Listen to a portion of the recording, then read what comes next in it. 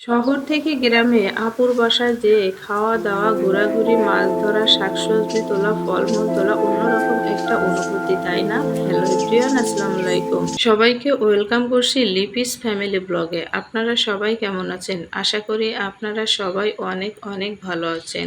দেখেন এখানে আমরা সর্বপ্রথম নদীটি পার হয়ে নেব। নদী পার হতে এখানে কিন্তু খেয়া ব্যবহার করা হয়। খেয়া বলতে আর কি নৌকা। আমাদের এখানে এটাকে খিয়াই বলা হয়। তারপর আমরা আপুর বাসায় চলে গেলাম। আপুর বাসায় যাওয়ার সাথে সাথে দেখেন আমার হাজবেন্ড এখানে মাছ ধরার জন্য ছিপ নিয়ে বসে গেছে।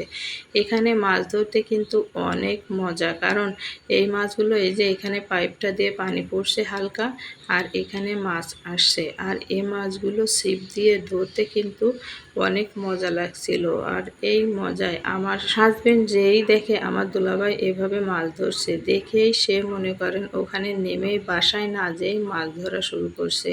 কারণ এখানে মাছ ধরা দেখতে পিছনেও কিন্তু অনেক লোক ছিল, অনেক লোক এখানে রাস্তার উপর বসে এভাবে মাছ ধরা দেখছে। আর এই পুকুরটার এই পাশে কিন্তু পুরোটাই বিল। এখান থেকে কিন্তু অনেকগুলো মাছ ধরা হয়েছিল। আপনাদের একটি মাছ ধরার ভিডিও এখন আমি দেখাই। দেখেন তেলাপিয়া মাছটাই কিন্তু বেশি ওঠে, দেখেন কত সুন্দর। এমন একটা মাছ যখন বড়শিতে ওঠে তখন কিন্তু অনেক শান্তি লাগে। দেখেন কত সুন্দর একটা মাছ। আর এই মাছটা যখন আমার হাজবেন্ড উঠেছে তখন বলেন মাছ সে ছিপ দিয়ে ধরবে, কিন্তু মাছটা সে বড়শি থেকে যে ছাড়াইবে এটা সে পারে না।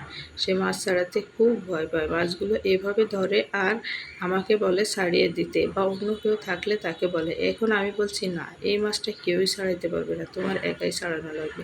তুমি মাছ ধরবা ঠিক আছে, কিন্তু অন্য একজন ছাড়িয়ে দিবে, এটা তো হবে না। দেখেন কত সুন্দর মাছ। তারপর দেখেন এখানে আপুর বাসায় আমরা চলে আসছি। এরপর দেখেন আপু চালের উপর উঠে কত সুন্দর করে পেয়ারাগুলো পাড়ছে। এই পেয়ারাগুলো পেড়ে আমার মেয়ে বলছে পেয়ারা খাবে, এর জন্য ওখানে উঠে পেয়ারা পাড়ছে।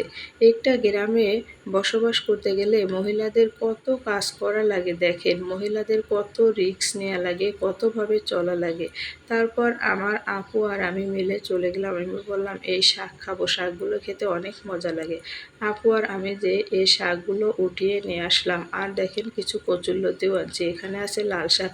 এগুলো সবই ছিল ক্ষেতের শাক। খেতে কিন্তু অসাধারণ ছিল, কারণ এটি গ্রামের তরতাজা শাক, কোনো রকম সার মাটি ছাড়াই এই শাক কচুগুলো খেতে কিন্তু অনেক মজার হয়। এখানে দেখেন নদীর এই প্রাকৃতিক দৃশ্য দেখতে কিন্তু অসাধারণ ছিল। খেয়া পারাপার বা নৌকা পারাপার হওয়ার অসাধারণ একটা চিত্র। তারপর দেখেন গ্রামের মহিলাদের কত রিস্ক নিয়ে কত কঠিন পরিস্থিতিতে সকল কাজ সামাল দেয়া লাগে।